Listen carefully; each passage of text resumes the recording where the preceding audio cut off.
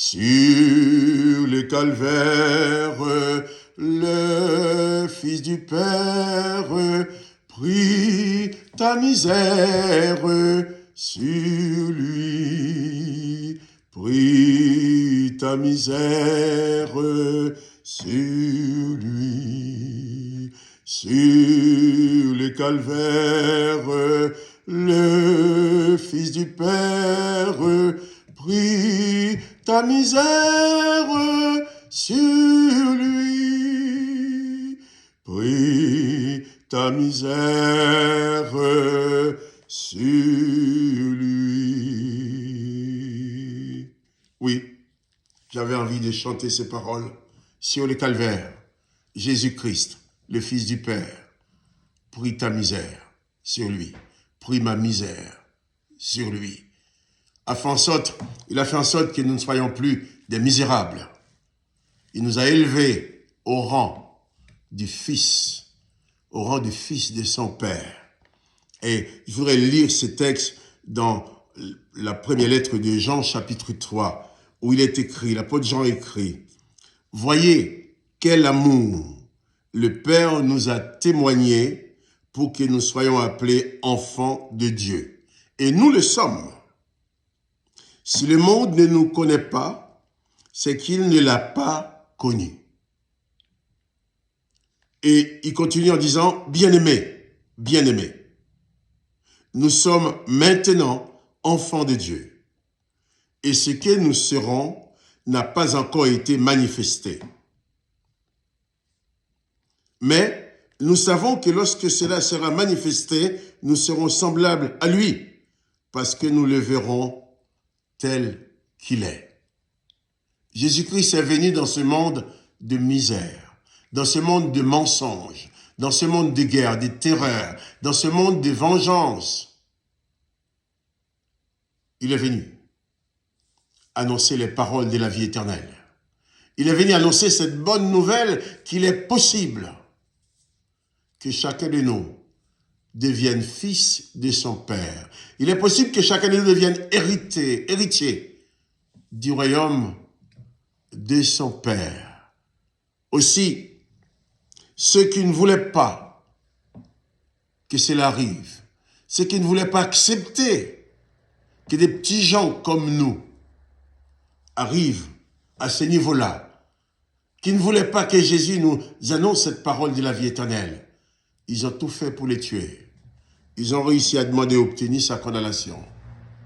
Mais sur le calvaire, Jésus-Christ a subi toutes sortes de misères. Il a pris sur lui ta misère.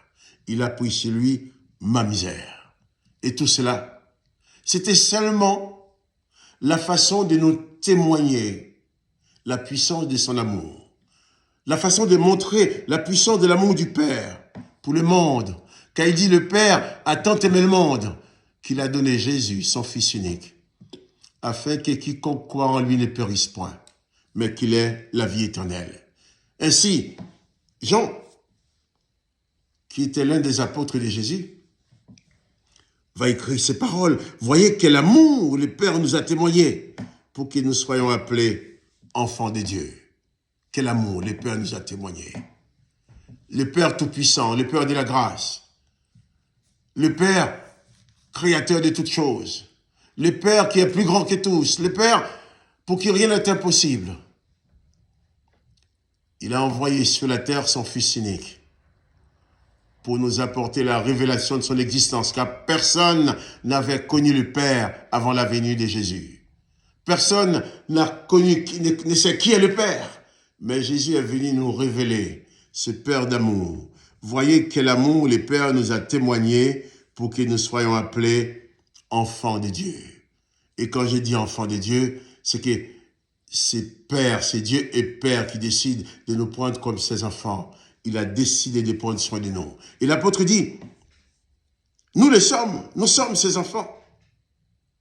Si le monde ne nous connaît pas comme tel, c'est que ce monde-là n'a pas connu Jésus, n'a pas connu le Père. Le Père témoigne son amour en nous donnant la possibilité de devenir ses enfants. Comme il est écrit dans l'évangile des Jean, chapitre 1er, verset 12, à ceux qui ont reçu Jésus, à ceux qui croient en son nom.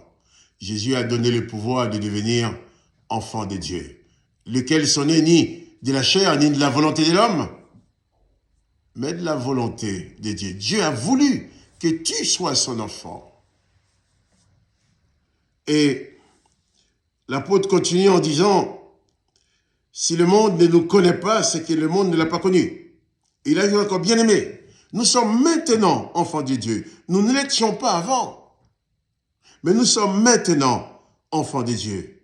Et il ajoute, ce que nous serons n'a pas encore été manifesté. Mais nous savons que, lorsque cela sera manifesté, nous serons semblables à lui parce que nous le verrons tel qu'il est. Ce que nous serons n'a pas encore été manifesté. Qui veut dire que le fait de devenir enfant du Père, nous avons une espérance. Nous avons un autre projet de vie. Nous avons d'autres perspectives de vie devant nous. Nous étions dans la misère, nous étions dans le péché, nous étions sous la condamnation. Mais tout ça change maintenant. Tout ça change parce que nous sommes devenus enfants du Père. De ce fait, Jésus a effacé, a détruit toutes les condamnations qui ont été prononcées sur l'humanité depuis Adam et Ève. Par exemple, la condamnation à la mort éternelle. Jésus dit, celui qui croit en moi vivra éternellement. La condamnation à être exclu de la vie éternelle lorsque l'Éternel les a dit, empêchons-les de vivre éternellement. Jésus dit, celui qui croit en moi vivra éternellement. Tout cela s'est effacé. Nous sommes devenus enfants de Dieu, gens de la maison du Père. Nous sommes des petits frères et des petites sœurs de Jésus devant le Père. Et l'apôtre Jean dit, ce que nous serons n'a pas encore été manifesté. C'est pour dire que le Père a des projets pour ta vie, des projets de bonheur, des projets que peut-être tu ne peux même pas imaginer. D'ailleurs, personne ne peut les imaginer puisque ça n'a jamais été manifesté. Des choses que Dieu va faire dans ta vie que personne n'avait jamais vues dans ta vie, que personne n'avait jamais pu constater dans ta vie. Le Père va le faire. Seulement, si tu crois en lui. Seulement si tu acceptes de devenir son enfant. Si tu acceptes de te comporter comme tel, il va faire dans ta vie des choses qui n'ont jamais existé. Il va faire que tu constates dans ta vie l'accomplissement des événements qui n'ont jamais existé. Des choses même peut-être qui ne sont jamais montées au cœur des hommes. Des choses que les hommes ne peuvent pas saisir. Il est dit, lorsque cela sera manifesté, nous serons semblables à lui. Semblables à lui. Dans sa puissance, dans sa gloire, dans sa bonté, dans sa sainteté. Nous serons semblables à lui parce que nous le verrons tel qu'il est. Et nous le verrons tel qu'il est. Je ne parle pas de la fin des temps, moi. Je ne parle pas quand Jésus reviendra pour prendre tout son peuple, prendre toute son église. Mais de ton vivant sur cette terre, tu peux voir Jésus-Christ tel qu'il est. Parce que si tu le reçois dans ta vie, il va accomplir des choses qui t'étonnent. Aujourd'hui, tu es dépassé par beaucoup de choses. Tu as tes inquiétudes. Tu as tes alarmes. Tu as tes soucis. Tu as tes angoisses. Mais Jésus-Christ est au-dessus de tout cela. Il a le pouvoir de tout calmer. Il a le pouvoir de tout enlever. Il a le pouvoir de se manifester dans ta vie afin que tu puisses enfin connaître la paix. Il ne s'agit pas, je ne t'invite pas à t'engager à embrasser une religion. Une religion ne te servira à rien. Mais le Christ peut changer ta vie. Et il veut le faire. Le veux-tu, toi? Veux-tu accepter que le Christ vienne dans ta vie pour changer les choses, pour transformer les choses? Si tu le veux, c'est tout simple. Même en m'écoutant là, dis Seigneur Jésus, viens dans ma vie. Je t'invite dans ma vie. Tu le dis de tout ton cœur, tu ouvres ton âme. Seigneur Jésus, je t'invite à venir dans ma vie. Et tu verras, il viendra.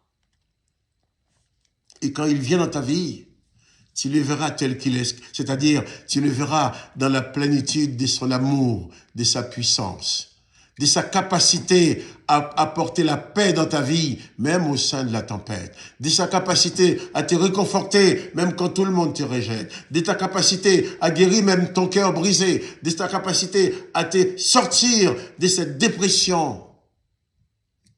Tu le verras tel qu'il est. Tu verras Jésus tel qu'il est lorsqu'il faisait sortir Lazare du désert, Lazare du tombeau, excusez-moi. Tu verras Jésus tel qu'il est lorsqu'il guérissait les lépreux.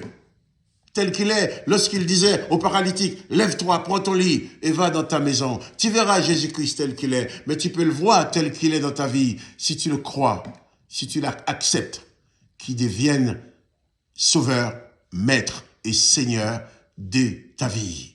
C'est Jésus qui dit, venez à moi, vous tous qui êtes fatigués, chargés, je vous donnerai du repos. Il dit, je vous donnerai du repos pour vos âmes. Vous savez, lorsque nos corps sont fatigués, on mange bien, on dort bien, on se remet sur pied. Mais lorsque c'est l'âme qui est brisée, ce n'est pas la nourriture ou le sommeil qui va le guérir. Il n'y a que Jésus-Christ et son Père. Il n'y a que Jésus-Christ qui sait guérir, restaurer ton âme brisée. Oh, que son Seigneur soit béni. Si seulement, tu oses lui dire tout simplement, Seigneur Jésus, viens dans mon cœur, viens dans ma vie. Ose croire maintenant. Tu vas me dire peut-être, j'ai pas la foi et je suis pas croyant. Que tu sois croyant ou pas, invite Jésus dans ta vie, seulement tu verras. Et c'est lui qui va produire en toi cette foi victorieuse. Et cette foi qui te conduira dans la victoire. Parce que Jésus-Christ est venu pour sauver des âmes comme toi, comme moi. Pour sauver des gens comme nous. Pour secourir les pauvres. Pour secourir les malheureux. Pour sauver même les riches qui se trouvent assez humbles. Pour recevoir sa présence. Voyez quel amour les pères te témoignent aujourd'hui en t'ouvrant la porte de sa maison, en t'ouvrant la possibilité d'être appelé ses enfants. Tu peux dès maintenant devenir comme moi, un enfant de Jésus-Christ, et être rassuré dans ta vie, sachant quoi qu'il arrive, il prendra soin de toi, il ne t'abandonnera jamais. Remets-lui tes soucis aujourd'hui. Dis-lui seulement, Seigneur, viens à mon aide. Seigneur Jésus, je t'implore, viens à mon aide, sauve-moi. Et tu verras, sa présence se manifestera. Quelle que soit l'impossibilité qui est dans ta vie, confie-la à Jésus-Christ. Il t'appelle, il t'attend. Tu me diras peut-être, moi ça fait 30 ans, ça fait des années que je connais Jésus-Christ. Peut-être. Mais tu le connaîtras autrement. Ce n'est pas seulement son nom, des paroles, mais crois tout simplement que Jésus est la toute-puissance de Dieu dans ta vie et dans ton cœur. Dans ton cœur. Que le nom de Jésus-Christ soit béni. Que toi aussi, tu sois béni. À bientôt pour une autre séquence de paroles de la vie éternelle.